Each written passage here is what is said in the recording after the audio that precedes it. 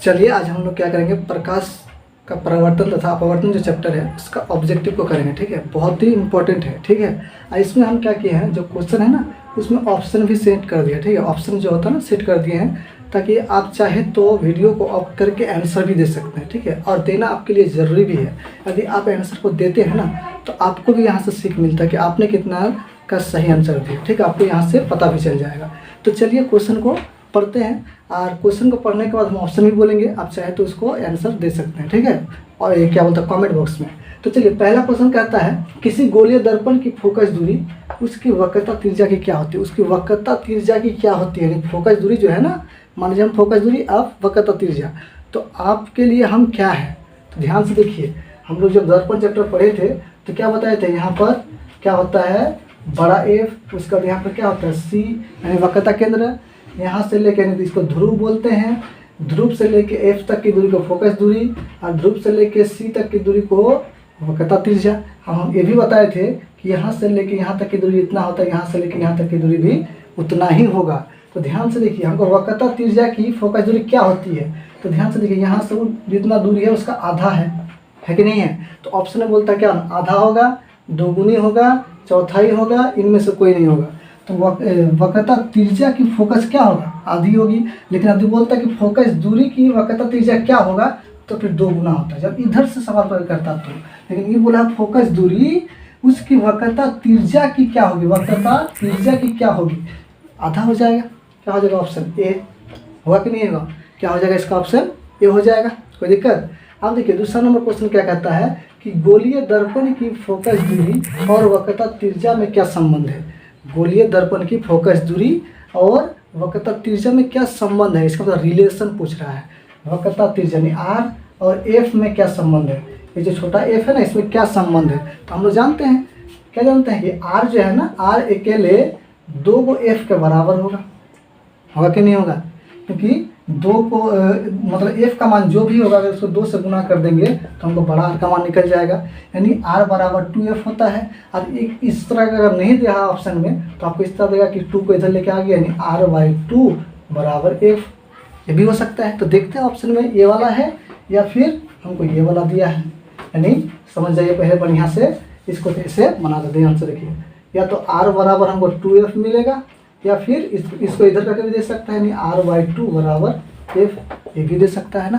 तो सबसे पहले ऑप्शन में देखते हैं क्या दिया हुआ है, r बराबर 2f, r बराबर 2f मिल गया ना, और कहीं है f बराबर 2r, कभी हो ही नहीं सकता ये वाला।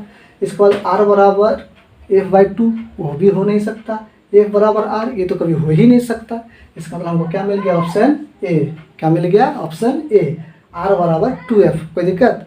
इसके बाद देखिए तीसरा नंबर क्या कहता है, एक गोलीय दर्पण की वक्रता त्रिज्या, एक गोलीय दर्पण की वक्रता त्रिज्या, इसका मतलब हमको बड़ा आर का मान दिया है, वक्रता त्रिज्या 32 सेंटीमीटर है, यानी क्या है 32 सेंटीमीटर।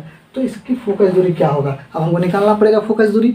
उसका फोकस दूरी हमको क्या करना पड़ेगा, निकालना पड़ेगा। ध्यान से देखिए, ये हमको दिया है, हमको पूछ लिया एफ है ना, पूछा है हमको ये चीज़ निकालने बोला है, तो हम लोग जानते हैं r बराबर 2f होता कि नहीं होता है। या फिर ये भी जानते हैं कि r/2 बराबर f होता कि नहीं होता है, कोई दिक्कत। अब बोले सर ठीक है, ये वाला चीज़ जानते हैं, ठीक है कोई दिक्कत नहीं। r का मान कितना था, 32 बिठा दीजिए, इधर क्या बच गया 2f बचा ना, कोई दिक्कत।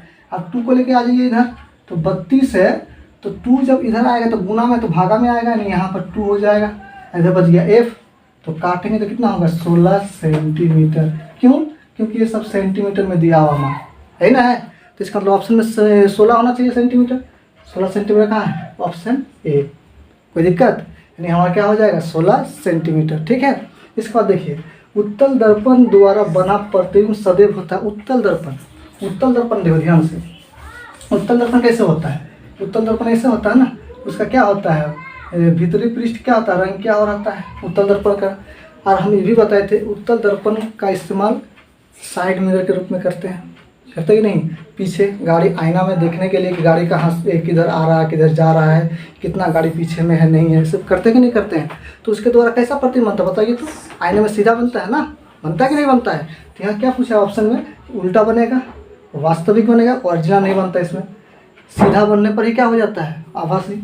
अब देखिए सीधा बनेगा या फिर आवर्धित। आवर्धित में बड़ा, बड़ा तो इसमें बनता ही नहीं है, छोटा बनता है।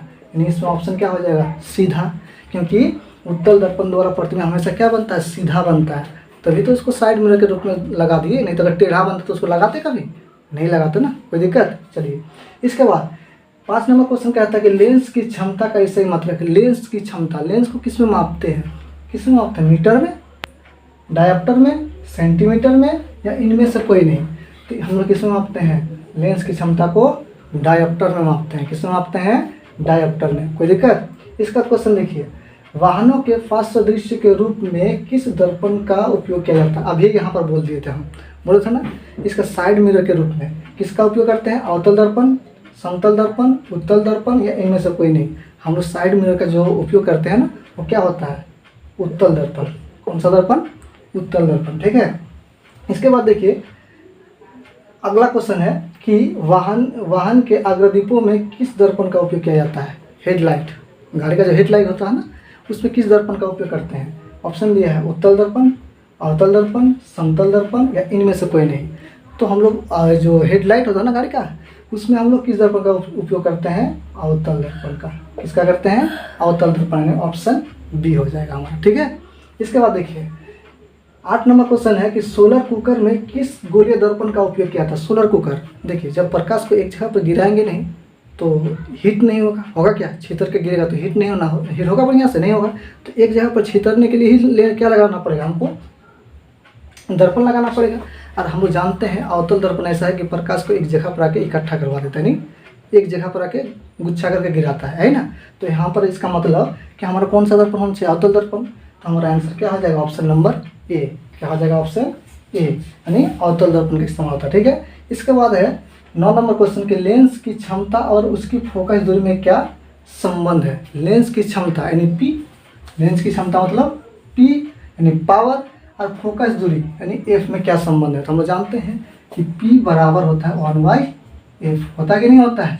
पावर और फोकस दूरी में क्या होता है, उल्टा संबंध। पावर बढ़ेगा तो फोकस दूरी घटेगा, फोकस दूरी बढ़ेगा तो पावर घटेगा, दोनों में क्या है, उल्टा संबंध है ना। तो हमारे यहाँ पर होना क्या चाहिए, P बराबर 1/f। देखते हैं कहीं पर है क्या, हाँ तो यहाँ पर ऑप्शन नंबर ए है। क्या है, P बराबर 1/f, कोई दिक्कत नहीं ना। अब देखते हैं 10 नंबर क्वेश्चन क्या कहता है, गोलीय दर्पण के कितने प्रकार है। गोलीय दर्पण जो है ना, उसके कितने प्रकार है, तो हम लोग पढ़े हैं अच्छे से। गोलीय दर्पण के कितने प्रकार है, 1, 3, 2, 5, कितना, नहीं सर नहीं, कितना होता है, 2। यानी ऑप्शन नंबर सी हमारा क्या हो जाएगा, करेक्ट आंसर। तो इस प्रकार से हमने क्या कर दिया, मोस्ट इंपॉर्टेंट क्वेश्चन को इसके माध्यम से हम लोग जान गए, है ना। इस सब को यदि कर लेते हैं ना, यदि आपने इन 10 सवाल का सही सही कमेंट में आंसर दे दिए है ना, तो समझ जाइए कि आपका मतलब ऑब्जेक्टिव में 35+ लाने में कोई रोक ही नहीं सकता, ये मेरा दावा है, ठीक है। और इसे ही नहीं कि इसी चैप्टर को पढ़ाने के लिए बात बोल रहे हैं, सब चैप्टर कवर कराएंगे, ठीक है। सिर्फ आप जुड़े रहिए, ठीक है। कहता है ना कि मेहनत इतनी खामोशी से कीजिए कि सफलता शोर मचा दे। तो चलिए मिलते हैं फिर नया चैप्टर में।